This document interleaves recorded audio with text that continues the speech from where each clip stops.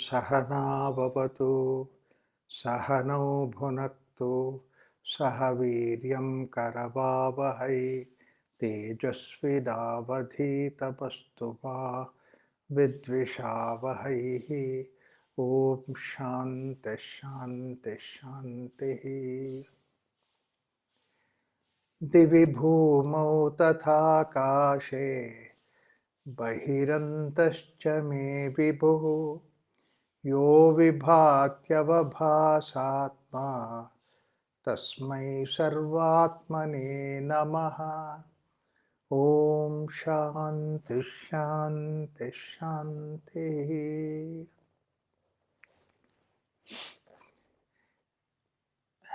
In the last few shlokas of the story of Gaadi Upakhyana, page number 146, 147, etc. A nice point that Vyasa brings about, or Vasistha brings about in this particular Yoga Vasistha, and that's something which is practical, of the practical importance.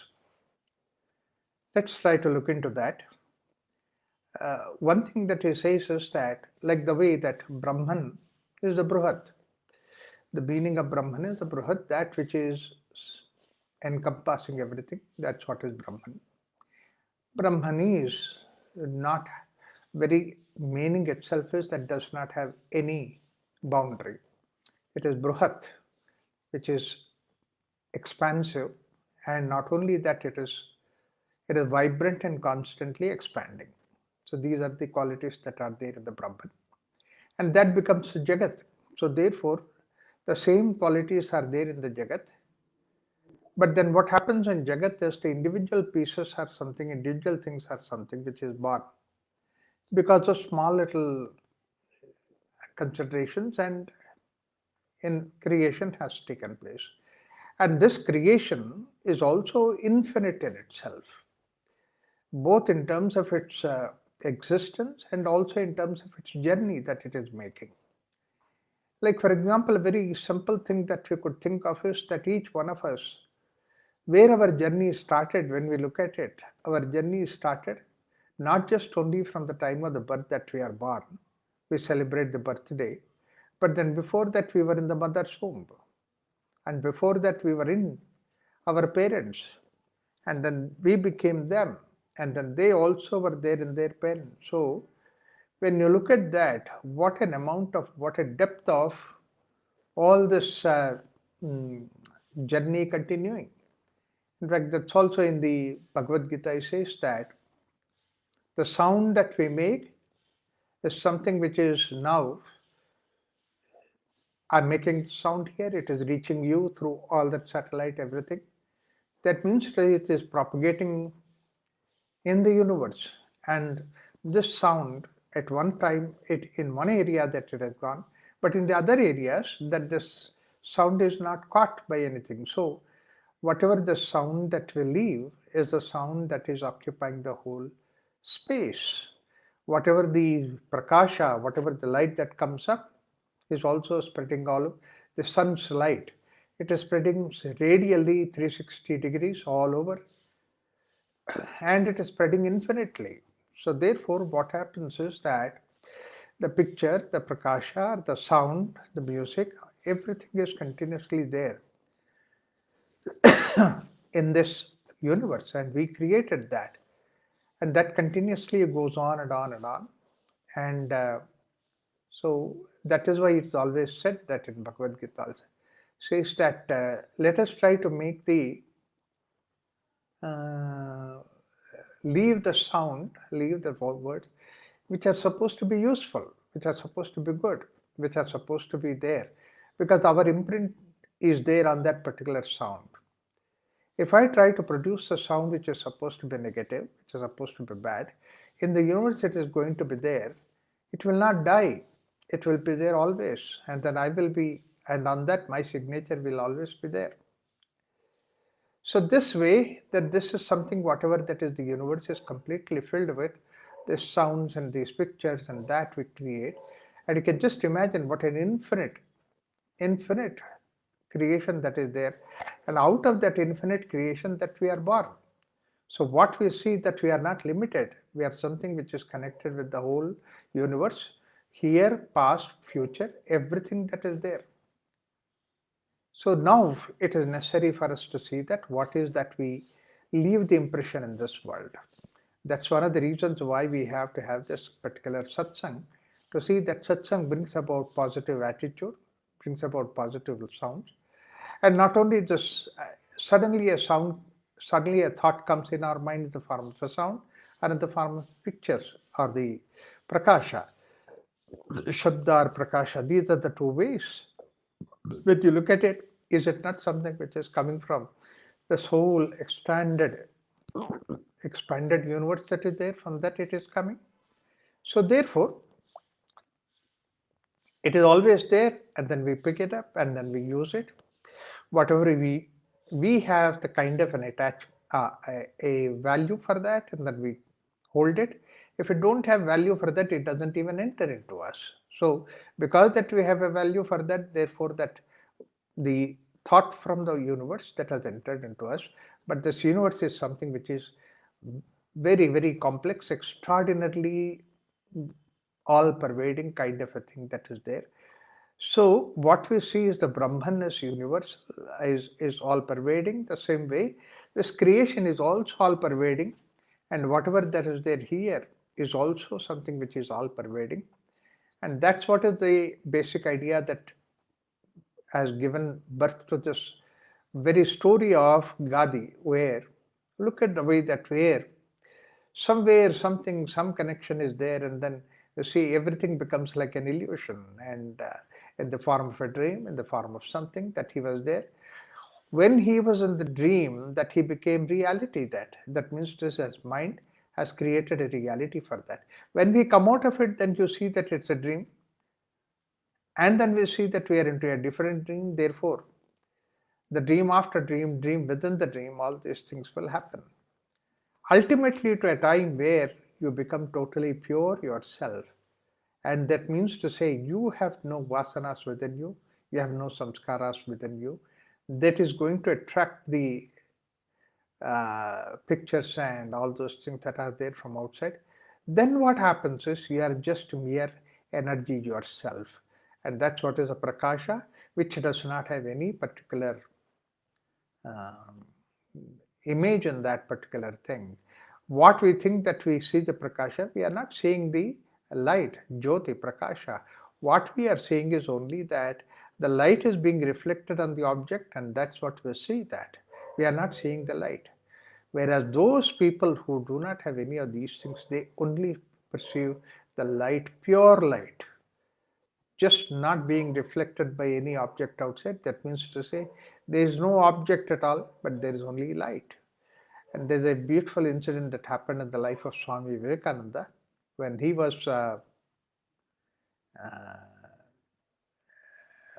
he was going to the school days when Vivekananda Naren was in the school days, and that time that he came to Ramakrishna Paramahamsa, and it is closed that he only sees light. Right from the childhood, he only sees the light. He only sees the flood of light in front of him whenever he goes to sleep. And then when people said that sleep is going into the darkness, he was totally not agreeing with that idea. He had a different idea. He said, no, when we go to sleep, we go to the light, not we go to the darkness. And the same thing, when you die, you don't go into the darkness, you go into the light. This is what the idea Vivekananda had. They were surprised. What is that you are saying? Is it not something that you go to the darkness? Then in the discussion that they found out that Vivekananda never used to have dreams. All that he used to be having is that when you go to sleep, he sees only the light. It was a beautiful expression that he has given. That means to say that he doesn't have any vasana, anything like that. He could welcome, he could invite any particular shape, any particular object, any particular thing. Very, very rare phenomena. So it is something like that where it appears that he only sees only the light. Of course, it was there until he was a teenager, and afterwards it is gone.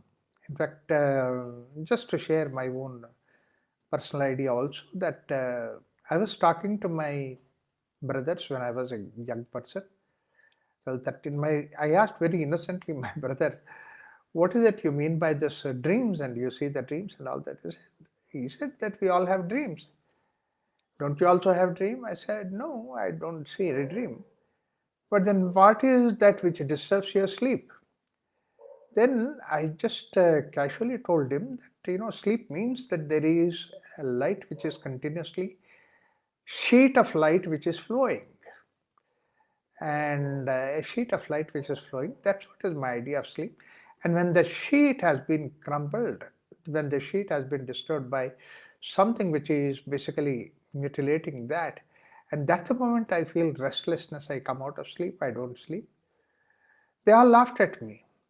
When I read Vivekananda, then I found out, oh, somebody else also has this kind of an experience. So a lot of people may have this kind of an experience where they only see the light, not the impression that are there. If we have to see the impression, that we have to throw the light that is there within. But then impressions are created by the vasanas, samskara, and then we throw our light, therefore that we interact with that.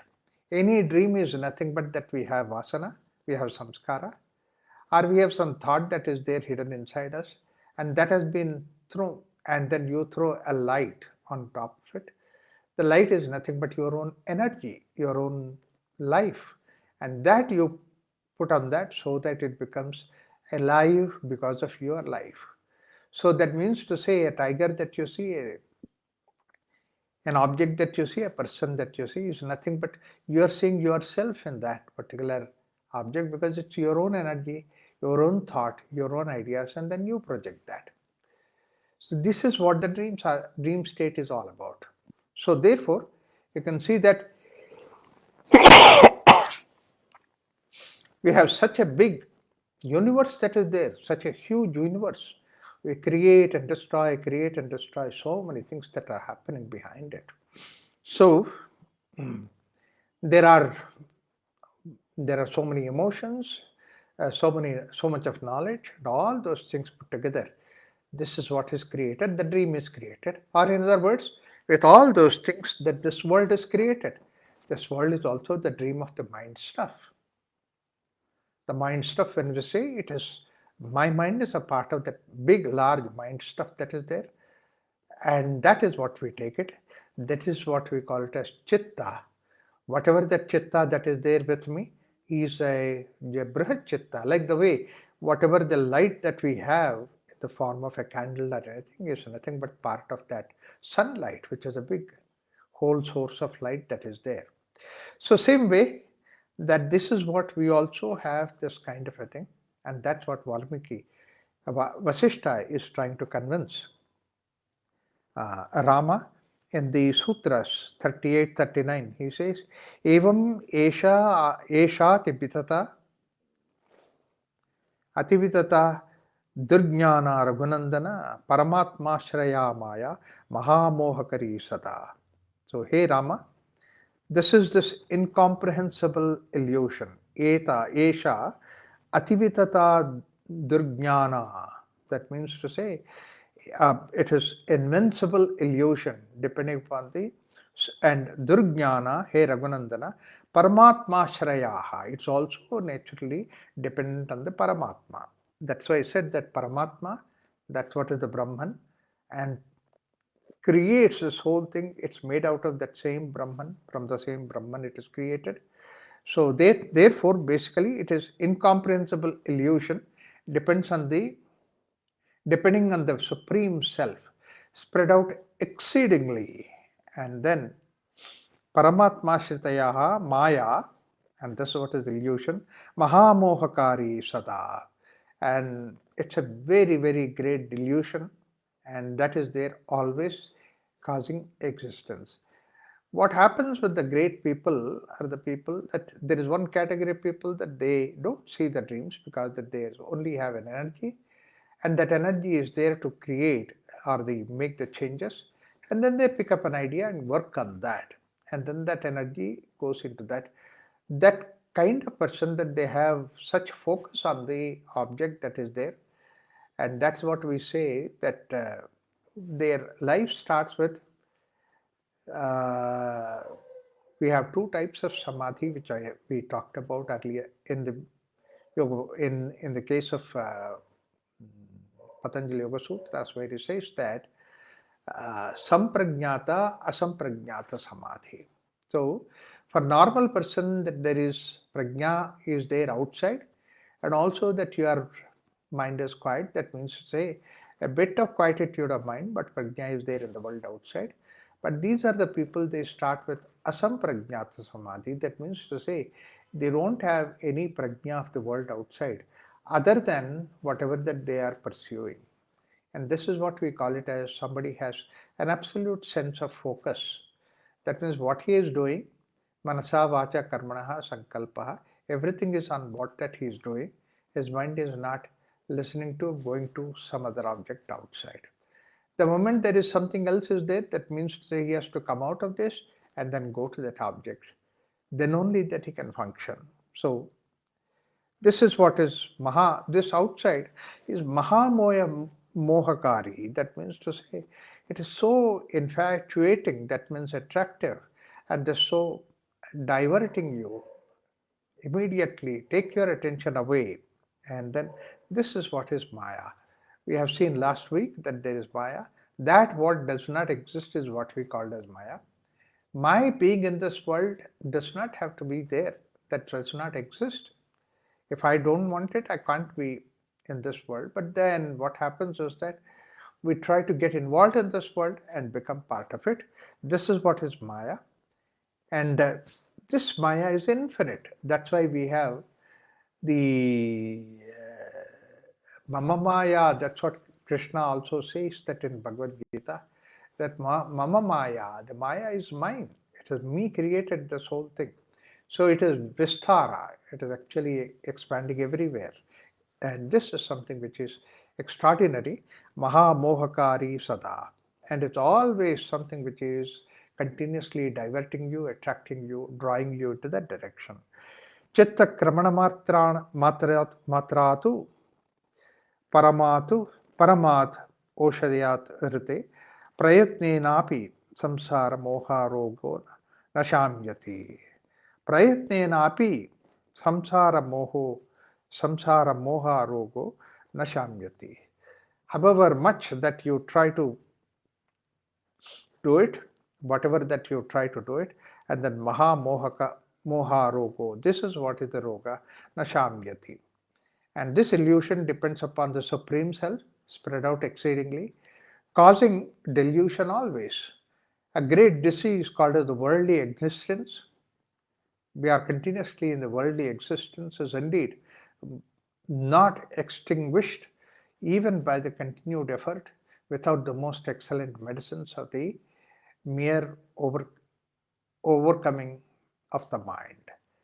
Just because that you try to control the mind does not mean that this particular thing has solved. But then you mean to say that this cannot be solved. This is Maha.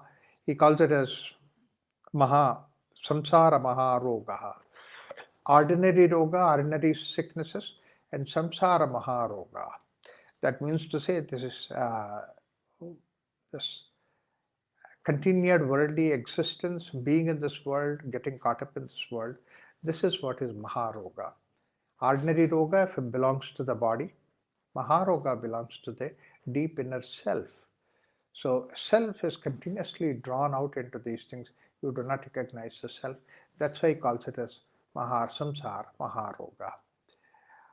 Well, you mean to say that it cannot be overcome by that? Then just by simple quietening the mind, it will not come out unless until we have proper direction for that.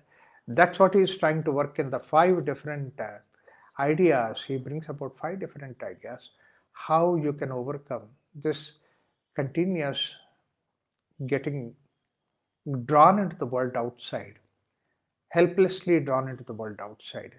Roga is where basically that you are not in control of yourself, the external agents are controlling yourself.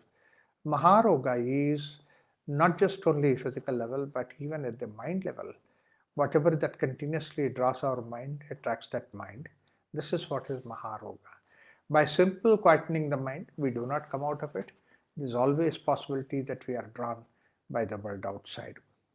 Vartamanam kramayatam bhajat bahya dhiyakshanam abhajat bhavi bhutam cha yati chittam achittatam. Vartamanam kramayatam. Uh, Before that, there is one more sutra that is there in between Yoga Vasistha. I was trying to look at it, try to share with you, which is very similar to what is there in Bhagavad Gita. One shloka that is there in Bhagavad Gita is exactly the same way.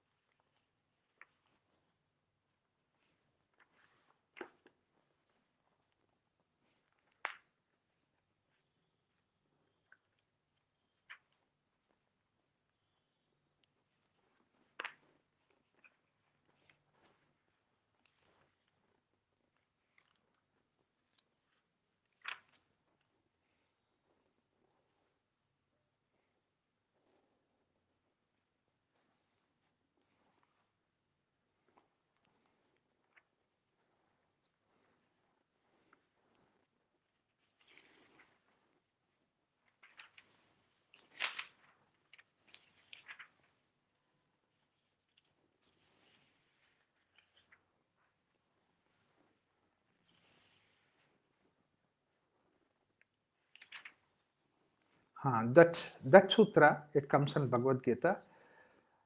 Pralapan Visrujan Grunhan Unmishan Nimishan Napi Nirasta Manasaranta Samvin Matra Paro Bhava. So therefore he says,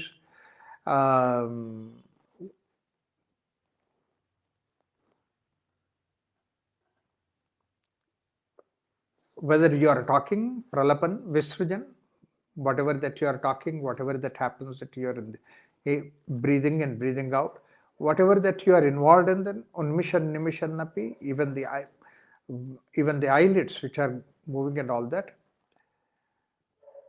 all these things, whatever that is happening, that means to say all these senses which are continuing with the work outside, he says nirasta manasa nantaha. So that means to say, without any, it is just mind is behind all these things and then doing it, but there is no manana behind it. That means to say, it is like the way that a mirror just receives it and then leaves it, lets it go. And ananta chinmatra, and then what happened? Ananta chinmatra parobhava. That means to say, you become somebody who is involved in this ananta chinmatra. A person who is only become that one behind that energy and that power by which that all these perceptions are going on. You are just behind that. Be there itself. Don't get involved into manana aspect of it, whatever that is in front of it. The moment that you are master of yourself, then you say that yes, even somebody is doing something, happening something that you are eyes seeing it, but you don't see, you don't get involved in that. This is what J. Krishnamurti said very beautifully, saying that you see it but don't say it. See a tree but don't say a tree. What do you mean by that is, the moment that we see a tree, immediately that we start saying that how many leaves are there, what kind of tree it is, and how many branches are there. This may be a mango tree or this may be something. Our mind goes into all this chatterbox. That means to say we are trying to compare. It's so much of material that is there within and all that comes into the picture. Whereas see a tree but don't say a tree. That means to say just see the picture of tree but then don't involve in this particular dialogue. That's why comparing to that, I will give normally an example where Buddha is sitting under a tree, eyes are open, perceiving, and then somebody runs in front of him, and then he's just seeing that. Behind that person, after a while, then some other people also came running, couple of them, and then they look around which way to go because that the road splits there, Buddha is sitting there, so they asked Buddha, so have you seen anybody going? Buddha said, yes, somebody went. They said, whether it is man or a woman, which road did that person take? He said, I don't know. See, my eyes only saw that something has gone, but then some eyes did not realize whether it went in this road or whether it is a man or a woman, what is the age. All these things I did not look into it.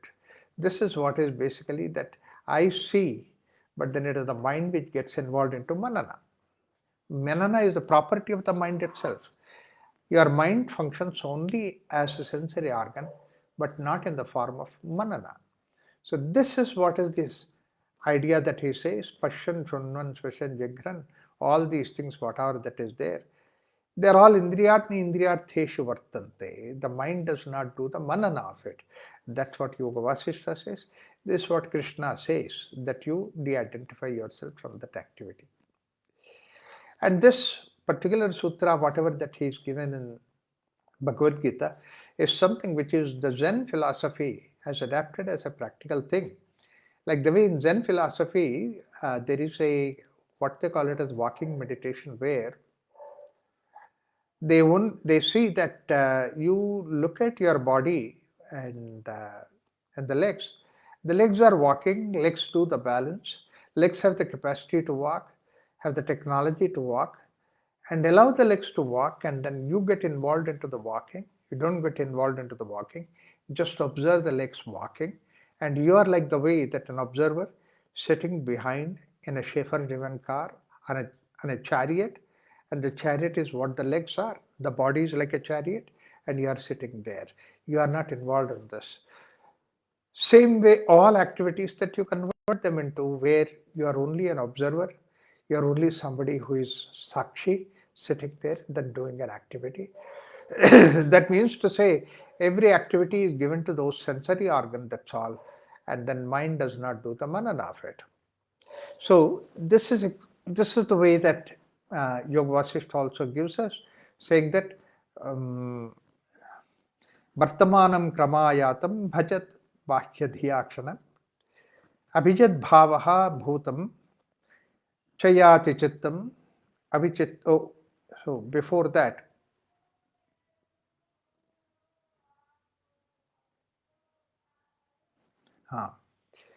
abhajat bhavi bhutam cha yati chittam achittatam.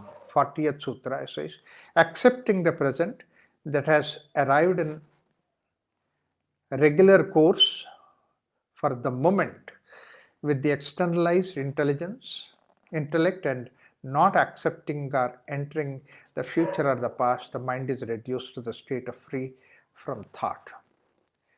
This is the first exercise that he gives. There are 5 different exercises he gives. First exercise he says is Vartamanam kramayatam bhajat. That means to say, whatever that brings this moment. This moment is a sum total of what all that happened in the past, everything that was there in the past for billions of years that was there. From there, you journeyed into this moment that brought you to this moment. So this moment, what you be arrived at in the regular course of all the activities, be in this present moment, accepting this present. This is what is Vartamanam kramayatam bhajatu. Bhajatu means basically that get totally involved in that. Bhajana does not mean that, sitting and doing the prayer and this and that kind of a thing. Bhajana means being in the 100% awareness in this particular moment. That's also called as the bhajana. Having that awareness is a bhajana. But then why we call those things as bhajana, the singing and all those things? All those singings and dancing and all those things which people call it as bhajana, because that it can continuously keep your God consciousness always with you. But bhajana itself is like a tool. Singing itself is like a tool, dancing itself is like a tool, or the satsang is like a tool which keeps you in contact with the divine presence all the time. That's why it is called as bhajana. If it does not keep the divine presence in front of you, that's not a bhajan at all. So therefore, Vartamanam kramayatam bhajata bahyadhyakshanam. That means to say, uh, mm, for a moment with the externalized intellect. Dhyam, that means to say, dhya, that means uh, your mind, your intellect. Bahya dhyakshanam. That moment it is outside along with that particular object in the present that is there. Abhajat bhavi bhutam cha yachittam achittatam. So, bhavi bhutam. Bhavi is past and bhutam is the present. Abhuta is past, bhavi is present. Abhajatu, that means let your mind not go to past or future, the future or the past. So, not accepting, entertaining the future or past, the mind is reduced to the state of freedom from the thought. Best way of freeing ourselves from the thought is to be in the present. Don't entertain anything from the past, don't entertain anything from the future. In fact, all your thoughts, if you look at it, every thought is nothing but either about the past or the future. The past we had something, and the future we have something. Are we expecting something? It's only between this past and future our mind will be going. In fact, when you look at your mind, all the thinking process that goes on in the mind is about the past or the future. It's always moving from past to the future. That takes one simple moment from the present. It just takes only one simple 1% of the present immediately goes to the past. Like I see the face, immediately it says that, oh, the same face what I have seen yesterday, same face I have seen 1 year back. Oh, same person I met with at the other time, at other place. Or he looks very similar to that, or she looks very similar to what I've seen earlier. So, like that, it's always about the past or the future, it goes on. I wish that it had been different totally. So, again, that there is something about the future. So, our mind constantly goes into the past or the future continuously. Therefore, basically, you want to be in the kramashaha, and then whatever the today, this moment is something which is born from all that what was there in the past experience. Sum total of all that has come to you presently now at this moment. And whatever the next moment comes is also like the way that it's a development from this moment. So every time that you are given only one moment, God does not give you more than one moment every time. And then the next moment comes, and then whatever that is the past is already gone, dead, finished. It never comes back to you. Infinite is the way that it is there. Infinite is the way it's going to be there. And therefore, you are being in the presence is in the present, which is nothing but karmashaha, that is what you got it. And abhajatu bhavi bhutam cha yati chittam achittatam. Such a state, when you are in the state of being in the present, yati chittam achittatam. That's a very beautiful expression. In several places that this idea has been expressed in this way. Chittam achittatam. Chitta means the mind or mind stuff or the mind area. Chitta is the whole mind area. And mind area has a lot of activities, and that is what is ego and intellect, and then thoughts are there, thought formation is there. And then whatever the present, that is also giving uh, the movement that's going on, form of it. So like that, all these things are there put together is what is called as chitta. And out of which the moment that, as we have seen, that your intellect is always discussing about whatever that is there in the past or what was there, what's going to be in the future. So these are the things about the intellect. And intellect works with the thoughts, and the thoughts are about the past or about the future again. You compare, you try to dialogue with that. This is what is, whether it is the intellect or whether it is the thought that is working within you. And who is working with that? It's all the ego. So it's my own perception, my own seeing, my own ideas. That's what is working. So therefore, the moment that you stop, you be in the present, the moment that you think of being in the present, the moment you really wedded yourself to the present, this moment, and you have given such a big value for this moment because this moment is very precious. It's a development of all that was there from the past brought you to now at this point of time. Once you realize that this moment is so precious, so important, and you have to be there 100% behind it, or not just 1%, But whatever that is possible, your samagrata, your wholeness is there in this particular thing. And that is the moment which is there, neither in the past nor in the future. Then what happens is that all these things which are there, intellect, are the thought that is there, and ego, everything is put together because all those things need either the past or the future, then only they work. When you don't have, when you are in the present, that means when you try to remove or when you try to ignore, don't want to work with the either the past or the future, then what happens? Intellect also drops, then the thoughts also drop. Then what happens? You have become achittatam. That means to say, you become Brahman yourself, freed from the thoughts. You become one with the consciousness. You are just purely conscious.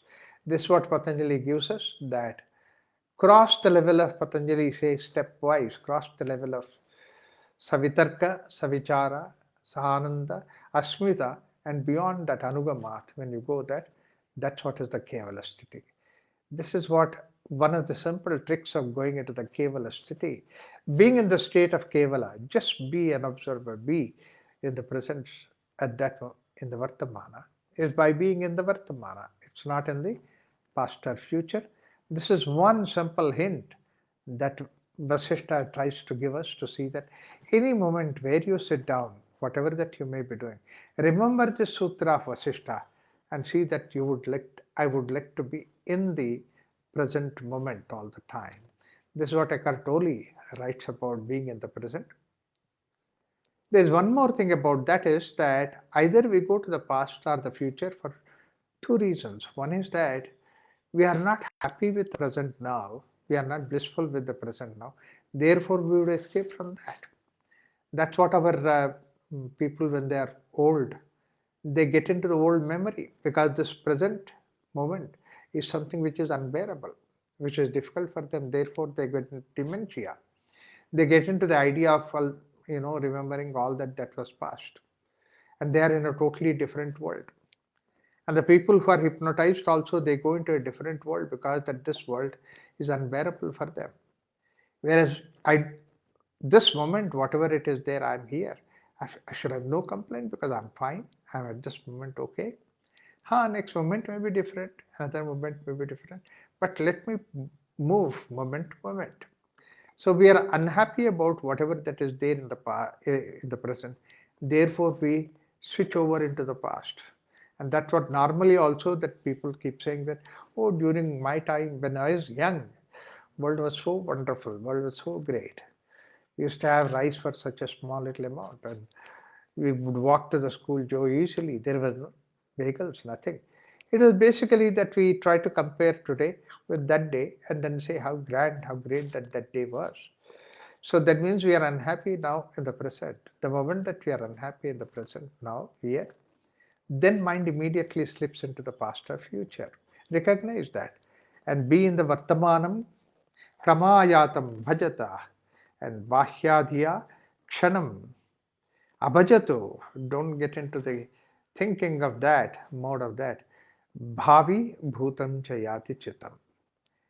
Confident that whatever that is there in the past, out of that you have evolved into whatever that is day to day. You are now today the flower. Don't think of the bud. Don't think of all that was there in the form of a seed. Come out of it. The second important idea that he gives is Chetanam Chittariktam hi Pratyak Chetanam Uchyate Nirmana Nirmanaskara Swabhavat Natatra Kalanamalaha. Chetanam Chittariktam hi, the conscious mind, empty, devoid of all the thoughts, is indeed called the inner intelligent principle, or the same thing, whatever that inner intelligent principle is nothing but the Brahman. That's what we have given the idea. The Satchita Ananda, Brahma's definition is Satchita Ananda. This is what is the Chit aspect of it, Brahman aspect of it. Because of its inheritance nature being free from the thinking mind, there is no taints of thoughts seized in the object. Nirmanaha samskara Nirmanaskara swabhavat. Natatra kalanamalaha. That means to say, once you are in the present at this moment, that's what is the time when you are not going to the past or the future. At that point of time, there is nothing which is actually disturbing, or the, there is something uh, which is trying to corrupt your mind. There is something which is corrupt your activity. You are being in the present. It's not something which is influencing your present. That means to say basically that your thoughts, which is supposed to be having some ideas that are there, influence the present moment, previous impressions that are there. Now that is not there. So don't allow yourself to be influenced by the previous impressions whenever that you are.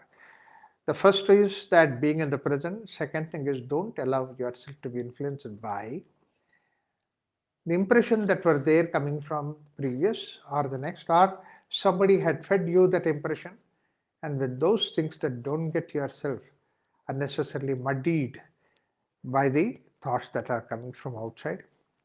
Nirmanaskaras swabhavat. Nirmana, that means a pure mind. This is what in Ramayana also. Valmiki, when he is describing about the Sarayu river, Sanmanushya Manoyatha. The river is so pure, so clear. Absolutely, you can see the bottom of the river, not the water layers in between and all that. And it is like the way that Sanmanushya Manoyatha. The Sanmanushya, the person who is very pure mind, is somebody whose mind is as clear as this particular water in the Sarayu river.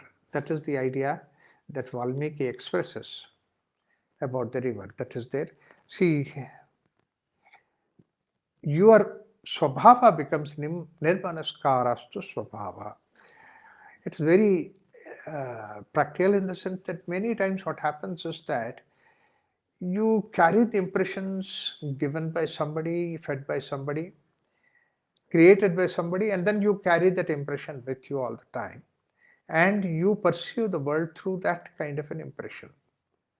That what you hear and Vishaya Vitrushnasya Vashikara Sanya.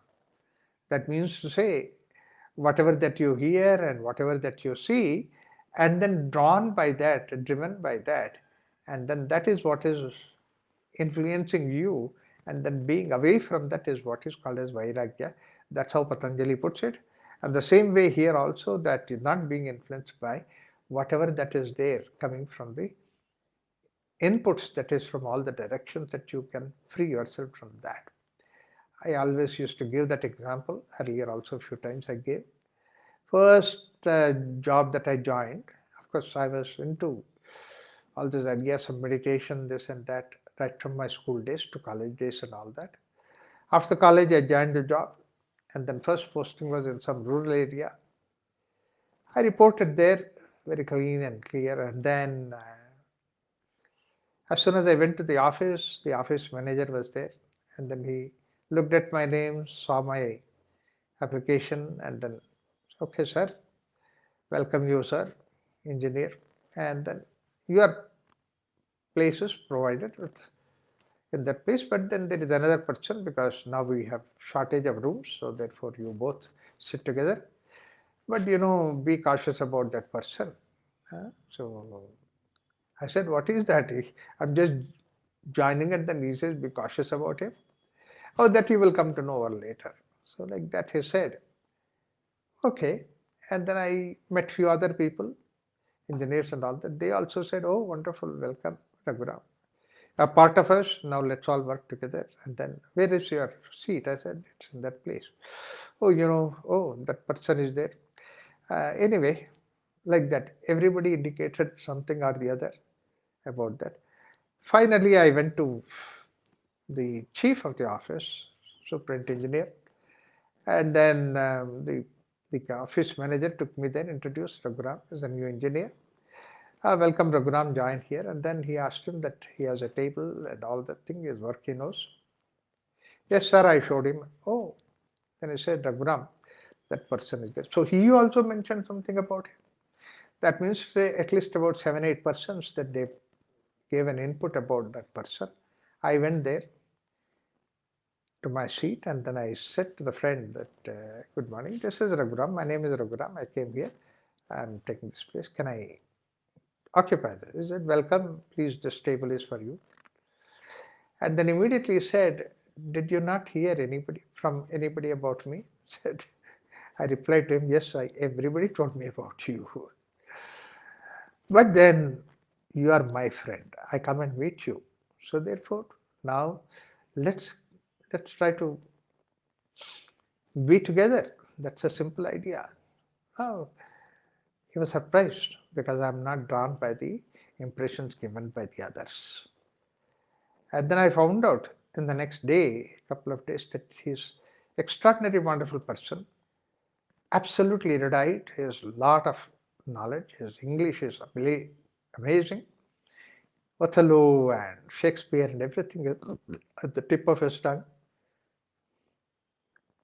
Then later I understood why people did not like him, because whatever that the draft they write, that he can correct the draft, at least 100 mistakes he can find out.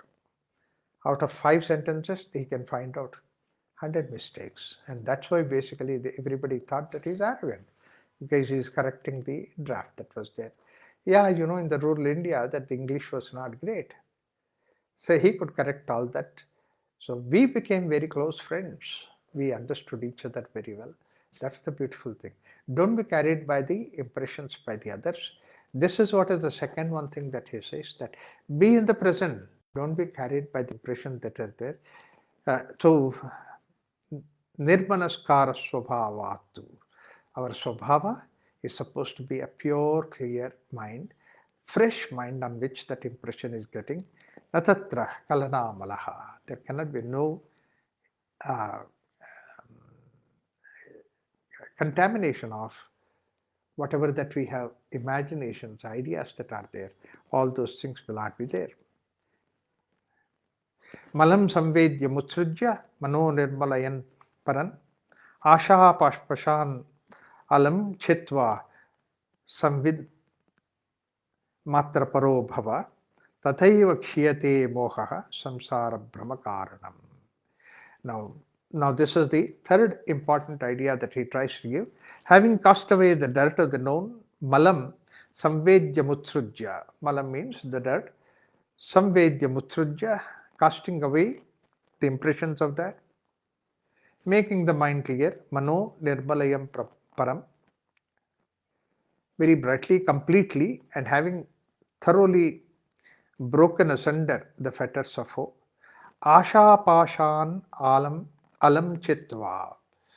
The very important thing is that don't have any desire inside you. And then desire, which is supposed to be the apasham. That means the bondage of desire, asha apasham alam chitva. And samvin matra paro bhava. That means having thoroughly broken asunder the fetters of hope or desire, be absorbed in the pure consciousness only. Let me say a few things about this asha, pasham. We can understand clearly. Asha is something, desire is something which itself is not bad. In fact, we are all born because of first desire is born. Desire itself is Brahman. Brahman becomes the desire to become many. That's how he says that earlier there's only one Brahman and then he becomes many because he desired to become many, so therefore he became many. Tadevanu pravishya. Then he enters into that. This is what the Shastras say. What do you mean by that desire? That desire is basically the idea of that he could become many. That possibility is there with him. And that positivity is there with him. And what is that he is becoming many for? To see that he can really create a whole lot of festivity around. He can enjoy the whole thing, enjoy the togetherness, enjoy being there. It's for that idea that he became many. So this becoming many, wanting to, and it started out of the desire. So the desire has to be pure. The desire has to be not for anything particular thing, but the desire is for positivity. And that's what you can see in the children, that they only have energy. They have such a positive energy that is there. And that in their eyes that you can see the curiosity. They are so vibrant in their positivity. And they're fresh in this world with that fresh, and they can explore. And that's what is the way makes them to really grow, develop. They try to explore. That's how the child who cannot even turn around, lying in the black, and then with all the effort that tries to move the head around, and then turns around, and then goes onto the stomach, tries to raise the head, and not only raise the head and walks, tries to go forward. You mean to say that there is any desire particularly towards any particular thing? There is no. The desire which is not directed to any particular thing, and it is nothing but pure energy, or pure chetana. Energy is a very crude word, whereas chetana. So desire itself is a chetana, and the chetana is there. That means to say livelihood, liveliness,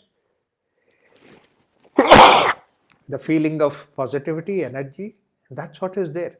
Till the last breath, we should not lose that. That should be there. That should be the driving force of the man, of a human being. But then what happens is that our desire, we get caught up in that, because it's not the desire that we caught up with that. Asha pashan alam chitva. It is for one particular thing or the other, and that becomes like a bondage for us. That becomes like a bonding for us. Where a child easily comes out of it. The child really wants some toy or something like that. Pull up something that is there on the stand, and then the mother knows very well that that's not safe, that's not good to play with. So what mother does is that divert the attention from there to something else. Come and take this one, something like that. And then the child next moment comes out this. That means to say that object that was there, which was drawing the child earlier, is not anymore a pasha. It's not a pasha at all. It's not a bondage for the child. Child does not want that. Comes out of it. So easy to come out of it. You can see in the children such a beautiful thing that is there. They are not demanding on something or the other. They might ask, they might cry. Next moment that they laugh. The mother wonders, what is that? You are crying for that object. Now you don't cry, you are laughing. Yeah, that's gone. It's over. Child doesn't even remember that there was something like that. That's why the child is pure Brahman. And the pure Brahman is something which is having that desire, but at the same time, the desire is not something which is binding on us. Then only we can have that positivity possible. Otherwise, what happens? Because that we are afraid of that bondage, because that it is driving us into the negativity, driving us into this. And once you don't get it, then you are when you are disappointed, and then whole misery is there. Lifelong that disappointment is there, and you go by that disappointment. No, next moment you can just come out of it. You can free yourself. There's nothing which is disappointing.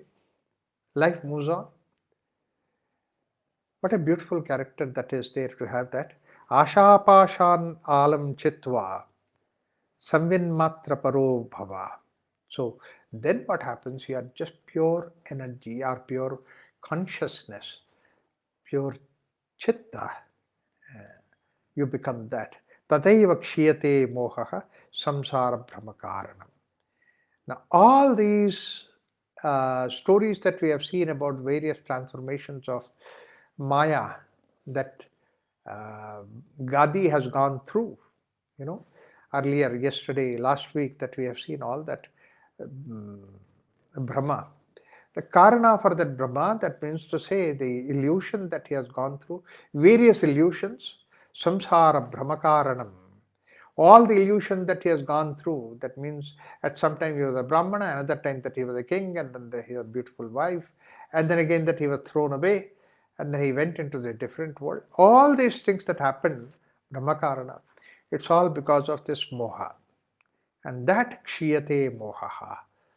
Once you are in that state, then kshiyate mohaha, asha pasha analam chitva. So this is what is the third suggestion that Vasistha gives to Rama. The first suggestion is that being at the present, and the second suggestion that he gives, that he is nirmalas manaha, that means it's a pure mind. And third suggestion he gives is the way that you have a pure desire which is nothing but the consciousness itself, chitta itself, Brahman itself becomes that. You are the pure desire. That's what is the Atma Sthiti. And then there's no bondage in that. And kshiyate moha. That bondage brings about this moha, mamatva. And then I want to possess, I want to bind it, I want to hold it onto me. And if I lose it, then I'm afraid of losing it, and all kinds of things that are there. This is what is moha. Come out of that moha and samsara, and that is what is samsara brahmakarana.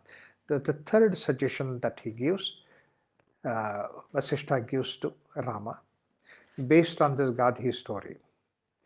Anatmanya atma bhavena mamedamiti bhavataha ahankara vikarena cheto gacchati pinatam. This is the fourth suggestion that he gives. Whatever that is not anatma, whatever that is anatma, and then we take it as atma bhava. So this is what is anatmaha anyaha atma bhavena. What is not me, I take it as atma bhavena. Mamedamiti bhavataha. It is mine. By the idea, sense of the self and the non-self, and become the feeling that this is mine. And by the malady or the feeling of egotism, the mind becomes swollen with the thoughts. This is the fourth suggestion that he gives. Immediately decide, immediately look at anything and say that, is it something which is just only functional, or is it me? Because anything which is in the functional aspect of it, which is outside me, I function with that, I work with that. That's all for me to work. Other than that, there is nothing like me invested in that. But what happens with us normally is that anything that comes up immediately, one thing is that it's an object, fine, it's an object, but we invest our me into that. Therefore, it is my object. It should be belonging to me. Not only the me in the form of an object that is there, but in various other things about the object also, that it has to be like that, it cannot be this way, it cannot be that way. Like that, so many things that we create our me, investment in that. How people, and where you don't even have to use that me, we try to bring about that. And once you put that me in it, and then we try to justify it with all the intellect and everything. Like the way that you are used to go to your place, destination A to B, on a particular road, particular way, and taking the turns and signals and all that, whatever that is there. If you are used to it, and you are sitting as a chauffeur, and then somebody else is driving, how many times did you not see that yourself becoming uncomfortable when he's taking a different turn, different path, different way? He said that that's the way it has to be done. I'm convinced about that. And because of that reason only, I see many times people keep on doing the micromanagement. Absolutely, micromanagement is the problem. Because of this reason, that even that activity that's happening, you are associated with that as this is mine. You don't even say mine, but you have substantiated by doing so many things. Can you just be a witness there? Can you just not get involved in that? Anything that is their idea also, that I know it, people say that. I already know it. If somebody is saying something, you might know it. You have known it. But then let the other person say. You just say. Just sit down and then listen to what he's saying as if you're fresh. Just now you're listening to it.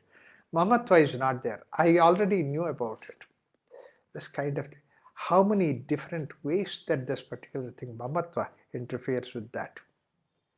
Why? Because all those things are considered to be me.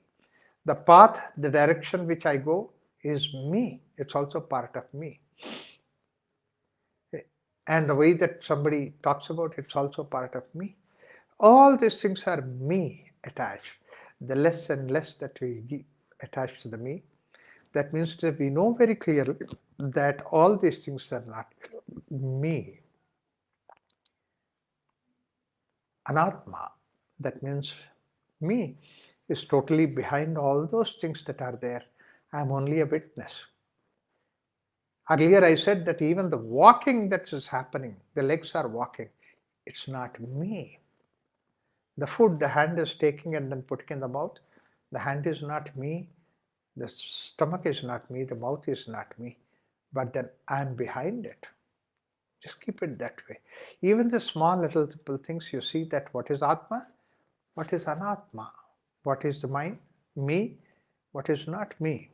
And then Madedamiti Bhavataha, by the idea of the self in the non-self, and because of that non-self is the feeling that I have, this is mine, immediately it comes, and by the melody, the feeling of egotism, the mind becomes swollen with thought. The mind becomes too many things occupied by that. The more and more that mind is occupied, the more and more mind becomes swollen. My religion is me. My God is me. My belief is me. My ideas are me. How many of them they are there in the mind? In the small little mind, you put so many things as me and mine. You can never give it up.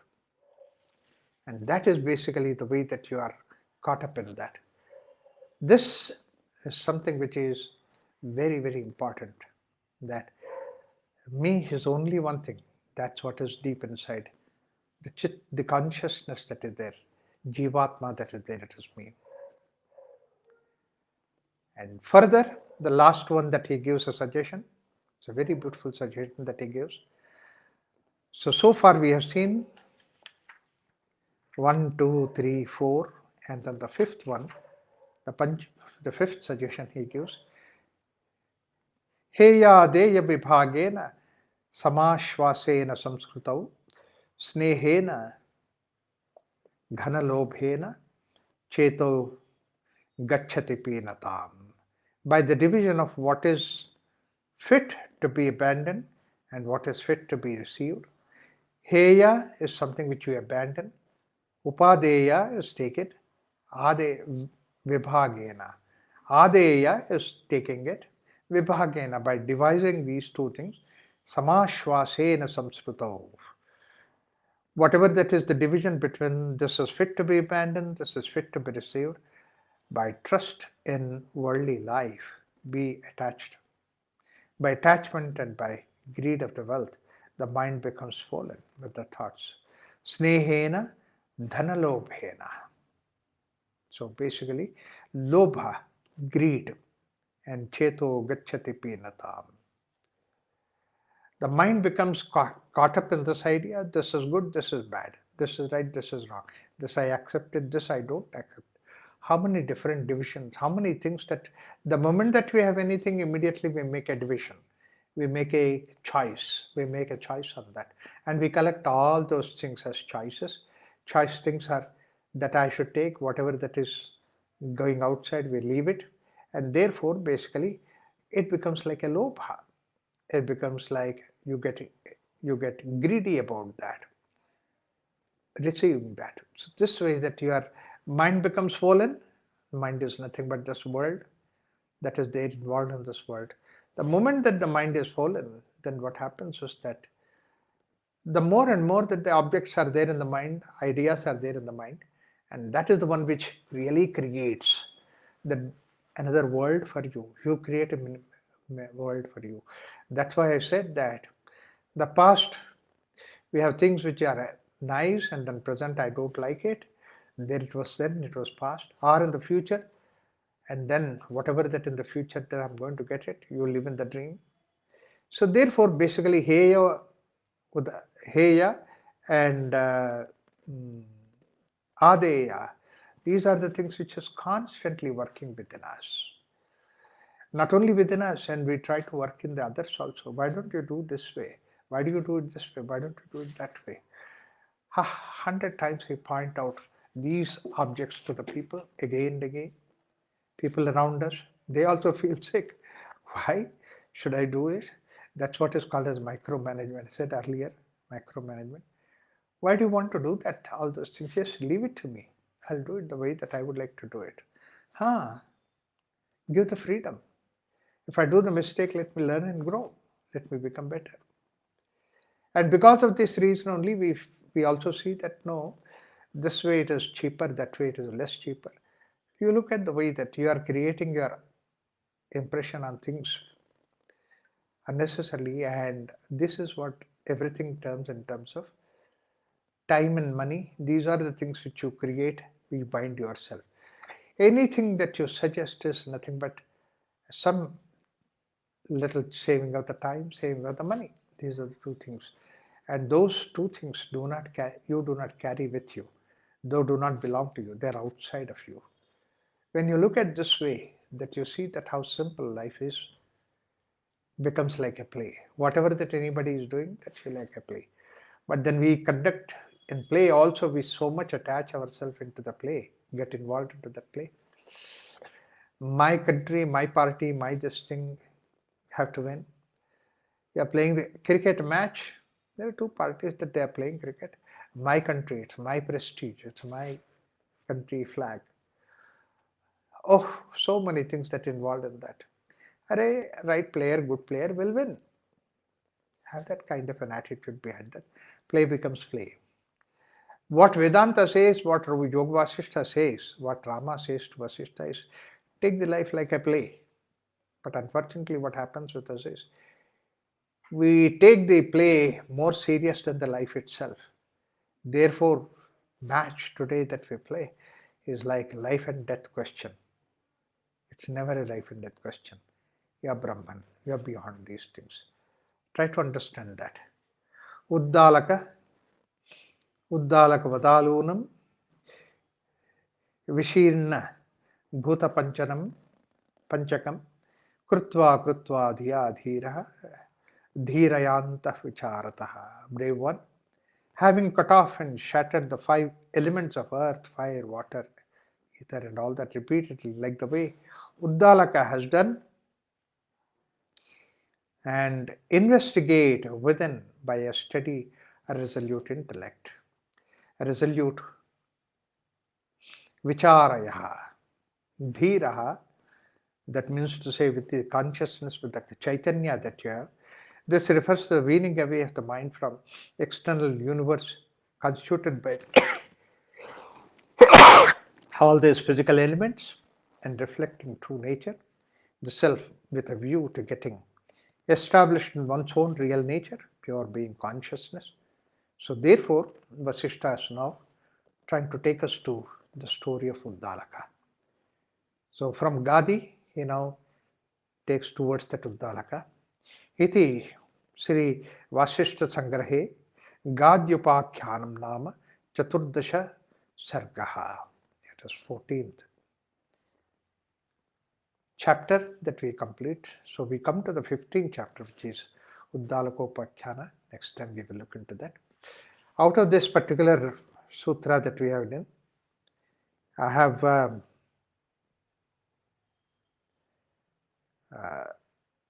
quoted about the way that how the mind becomes the world.